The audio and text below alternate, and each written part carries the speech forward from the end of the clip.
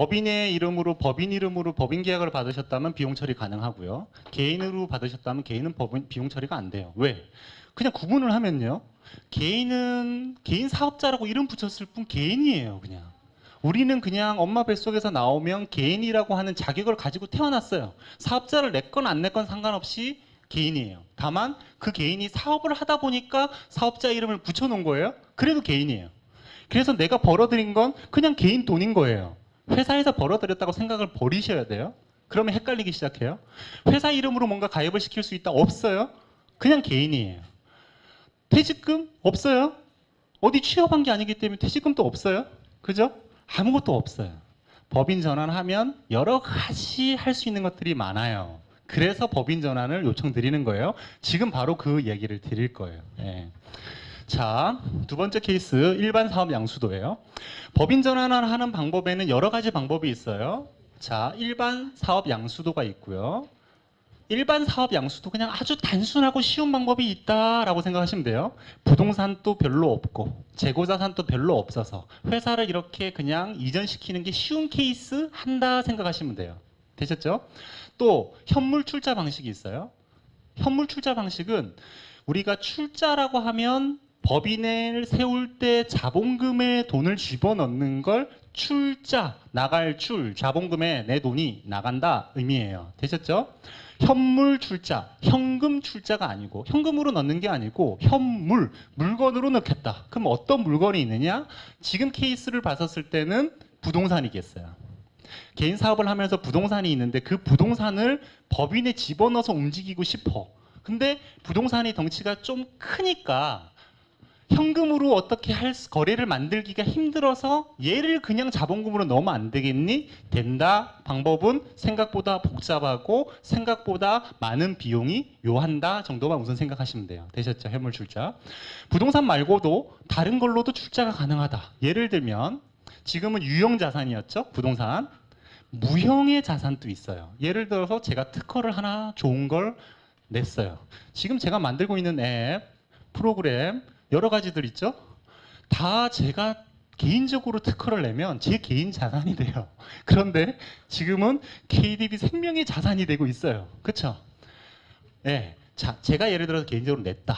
그리고 제가 회사를 만들고 싶어요. 그러면 이것의 가치를 평가받아서 이걸 현물 출자를 할 수 있어요. 그러면 이 금액이 정확하게 어떻게 되는지 내 마음대로 막 해갖고 만들 수도 있으니 기본적으로 이거에 대한 확인이 필요하겠죠? 그걸 법원에서 현물과 관련되는 그 검사 보고서를 요청을 해요. 그 검사를 할 수 있는 자격 요건이 있는 데는 그러니까 감정평가법인 기본적으로 그렇게 돼 있고 아니면 뭐 변리사들이 같은 업무를 또 할 수 있는 변리사보다는 감평사가 업무가 맞고요. 그리고 세무사가 끼어들고 회계사가 끼어들게끔 돼 있어요. 상당히 조금 복잡할 수 있다. 그런 방법들이 되셨죠? 자, 지금 케이스는 어려운 케이스가 아니에요. 간단하게 그냥 보여드리고 제가 개인 사업자 사업 보고서를 보여드릴까요? 왜? 그 컨셉 자체가 목적 자체가 법인 전환이거든요. 자, 봤더니 뭐 이렇게 너무 많이 넘어와 있네요. 자, 일반 사업 양수도는 가장 단순한 방법이다. 음식점을 하고 있는데 매출이 25억 정도 되고 성실신고 사업자래요. 성실신고 사업자는 업종마다 종류마다 틀려요. 그리고 2020년부터 업종 기준들이 내려가요. 성실신고 대상자는 뭐냐? 개인 사업자를 하고 있는데 세무사가 그냥 세무 대행만 했었잖아요. 그죠? 제가 외감 업체가 있고 비외감 업체가 있죠. 외감 업체는 외부 감사를 받고 비외감 업체는 감사를 안 받아도 되죠. 개인 사업자인데 세무사한테 감사 수준까지는 아니더라도 무엇인가를 점검을 받고요. 점검한 사람의 사인이 들어가요. 우리 계약을 많이 해보셔서 사인의 중요성 아시죠? 세무사가 지 이름 밑에다가 사인을 하는 순간 그에 대한 책임이 커요. 혹시라도 세금을 적게 낸 게 발각되면 이 세무사는 페널티를 받거든요. 그러면 그전에는 대표님이 시키면 알았어요 해줄게요 했던 거 해줄 수 있어요? 대충 뭐 계산서 모아갖고 대충 비용 처리해드릴게요 할 수가 없죠. 걸리면 3개월 영업정지, 6개월 영업정지, 1년, 2년 영업정지예요. 네, 녹음하시는구나. 네, 좋아요. 저도 들으니까 좋네요. 제가 강의 이렇게 하다가 제 거를 한 번씩 편집해가지고 지금 유튜브에 올리고 있거든요. 올리려고 제 걸 들으면 목소리도 처음에는 좀 괜찮은데 갈수록 목이 아프니까 가늘어지고요. 그리고 여러분들 또 너무 지루해하지 말라고 앞에서 좀 깨방정을 좀 떨잖아요. 그 제가 보면 진짜 민망해요, 진짜 사실은. 그래도 뭐 어쨌든 여러분들이 좀 편하다면 계속해서 그냥 바보가 될 테니까요. 자, 그래서 성실신고 대상자 얘기하고 있었죠. 세무사는 결코 이 페널티를 받고 싶지 않아요. 어느 정도 안 받고 싶냐면요. 목에 칼이 들어와도 받고 싶지 않아요. 네. 왜 그러냐면요. 자, 3개월 영업 정지를 받았어요. 자, 세무사는 세무사 자격증을 따고 나서 영업을 시작하거나 어디 들어가서 하거나 어쨌든 자기 개업을 하고 나면요. 자기 사업을 하는 거잖아요.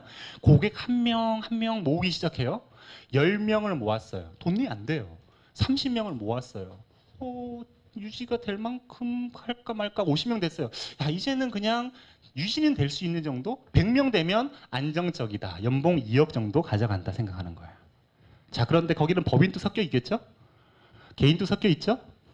지금 개인 사업자인데 규모가 크면 피도 조금 더 받을 수 있는데 거기에서 혹시 뭐 문제가 생겼어요? 3개월 영업 정지를 당했어요. 예를 들어서. 자, 그러면 제가 관리하는 회사들, 자, 제가 5월 달에 예를 들어서 영업 정지를 당했어요. 6월, 7월, 8월을 예를 들어서 영업 못 하게 됐어요. 할 수가 없어요. 그러면 7월 달에 기본적으로 부가세 신고해야 되죠. 개인 사업자도 신고해야 되죠. 법인은 3개월마다 신고하죠. 신고 업무를 제가 못 해요. 3개월 문 닫고 다시 문 열면 되는 게 아니에요. 단란주점 뭐 단속 나왔어요. 3개월 있다 다시 열면 되죠. 그죠? 문을 닫으면 그동안 그 고생을 해서 쌓았던 고객들은 다른 곳으로 다 가버리고 없다라는 거예요. 다시 출발해야 돼요. 평생을 쌓았던 걸 한 방에 이룰 수 있어요. 절대 이제는 봐주지 않죠. 그래서 개인 사업자로서 성실신고 대상자가 된 거. 두 번째, 초기에 이게 도입되었을 때 세무사들이 세무사 시험 과목에 감사 과목이 없어요. 감사 과목이 없는데 감사 비슷한 걸 하려다 보니까 빼먹을 수가 있죠. 자기가 하고도 자기가 한 거에 대해서 불안할 수가 있죠. 그래서 처음에는 성실신고 대상자가 되면 다른 저기 회계법인이나 다른 그 세무법인으로 자리 옮기세요. 내가 영업한 고객을 보낸다니까요. 지금은 아니지만 별게 아니구나라는 걸 알게 됐지만 어찌됐건 성실신고 대상자는 세무사도 싫어하는 상황이었지만 지금은 아니더라도 본인에게 있어서도 뭐 하나 빼도 박도 못하는 상황이에요. 다 뭔가를 증명해내지 않으면 세금을 고스란히 맞아야 되거든요. 자, 그러면 개인 사업자는요. 현재 시점에 내가 열심히 올해 벌었어요. 벌었더니 10억이 남았어요. 10억을 올해 그냥 온리 다 세금을 내야 돼요. 그죠? 법인 전환하게 되면요. 올해는 10억을 벌었는데 내년도에는 마이너스 날 수도 있고 내년도에는 2억이 날 수도 있고 1억이 날 수도 있잖아요. 그렇죠? 뭔가 이렇게 좀 쪼개가지고 내 소득을 기준을 낮출 수 있죠. 아까 말씀드렸던 소득을 분산시키는 효과. 내가 한 해에 맞을 걸 2년, 3년, 4년, 5년, 10년까지 쪼갤 수 있고요. 두 번째, 나 혼자 받을 거 주주를 집어넣어서 사람 수로 나눌 수 있으니까 사람 4명 5년만 해도 20분의 1로 줄일 수 있다. 그러면 세율 구간은 떨어뜨릴 수 있다. 단순 구조만 이해하시면 돼요. 그에 대한 솔루션과 결과들은 나중에 저희들 걸로 보고 전달하시는 거니까요. 자, 그래서 여기는 어쨌든 성실신고 대상자고요. 대충 이런 내용들이 있다. 보니까 사모님 자녀 2명이 있는데 1명은 실제 근무하고 있고 이런 급여들이 나가고 있네요. 네. 공동사업을 하고 있고. 자, 그래서 일반 사업 양수도는 되게 간편하게 그냥 사업 양도 양수를 하면 돼요. 예, 해결 방안 일반 사업 양수도를 한다. 사업자 등록증 정관 변경. 법인이 있으면 정관을 변경해야 되니까 정관 만들어 드려요, 저희가. 영업권을 평가를 했더니 5억 원이에요. 단순하게만 말씀드릴게요. 제가 이제 아까는 회사를 그만두고 FC를 했잖아요. FC를 한 10년 해가지고 100억을 벌었어요. FC 10년 하면 100억 정도 못 보나? 네, 농담이에요. 어쨌든 열심히 법인 영업해서 100억을 벌었어요. 그리고 나서 이제는 그것도 다니는 것도 힘들어. 그래서 봤더니 여기 옆에 식당이 하나 있는데 대박집인 거예요. 고깃집인데. 네. 그래서 그 고깃집 사장님한테 가서 물어봤어요. 이거 얼마예요? 100억이라는 거예요.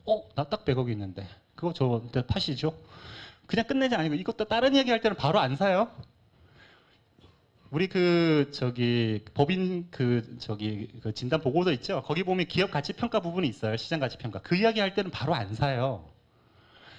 알바생들 3명 2주 동안 매일 거기다 출근시켜가지고 얼마에 팔리고 몇 명 왔다 갔다 하고 다 기록할 거예요. 사실은 그렇게 해서 레버리지를 따져갖고 그 금액에 맞냐를 평가해서 살 거예요. 그건 나중 이야기고 지금은 평가했더니 100억이 맞아. 네, 100억에 사요. 근데 거기에 자산 여러 가지 순자산을 다 계산해 봤더니 80억 이렇게밖에 안 되는 거예요. 20억은 뭘까요? 고정적인 손님이 오는 권리금. 시설과 관련된 게 아니라 그냥 플러스 알파된 무형의 권리금이 있는 거죠. 그걸 여기서 말한다면 영업권이라고 볼 수 있는 거예요. 이 정도 개념만 하시죠. 자, 그래서 그 영업권을 내가 어쨌든 이 개인 사업자를 법인을 설립을 해서 이렇게 넘기는데 그냥 다 계산해 봤더니 한 7억이야. 그런데 실제는 15억을 12억을 받은 거예요. 그러면 5억만큼은 영업권으로 평가해서 받은 거죠. 자, 그러면 내가 5억만큼 더 받았으면 소득세 내야 되잖아요.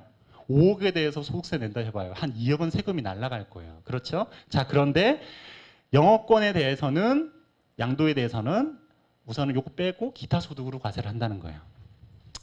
양도소득으로 과세되는 건 잊어버리세요. 우선은 그 부동산이나 어떤 고정자산과 함께 넘기게 되면 기본적으로는 양도소득세를 내야 돼요. 하지만 그걸 제외한 케이스일 때 우리가 만드는 거니까 기타 소득을 내게 돼요. 그러면 기타 소득은 우리가 어떻게 됐죠? 일반적으로 경비 처리를 해준 게 있었죠? 전체를 다 비용으로 안 잡았죠? 지금은 60% 그죠? 까지 비용 처리해 주죠. 그럼 40%만 이익이 잡히는 거죠. 5억 중에 3억만큼은 경비 인정을 해주고 2억에 대해서만 기타 소득이 되는 거예요. 됐죠? 그러면 그 기타 소득이 그것만 세금 내면 끝나요? 아니죠. 그 해에 다른 소득이 있겠죠. 합산을 하겠죠. 그게 종합 소득이잖아요. 되셨죠? 자, 그래서 어느 타이밍에 법인 전환을 할지를 결정하는 것도 중요하죠. 올해 내가 회사에서 일을 해서 돈을 벌써 3억 벌었어요. 근데 또 2억이 더 생겨봐요. 그럼 5억이 돼버리잖아요. 그죠? 올해 거의 소득이 없어. 이럴 때 법인 전환하는 타이밍을 잡아야 되죠. 그죠? 타이밍을 잘 잡아야 되는 거예요. 그죠? 그 계획이 있다라고 하면 소득들을 내년도 초반 소득은 올해 좀 땡겨서 지금 잡아놓고 그 구체적으로는 말씀하는 게 내년 후반에 갈 거는 내후년으로 넘길 거라고 계획을 하고 내년도에는 거의 수입이 최소화되게끔 만들어서 내년도에 법인 전환해야지라고 계획을 가져야 되죠. 그죠?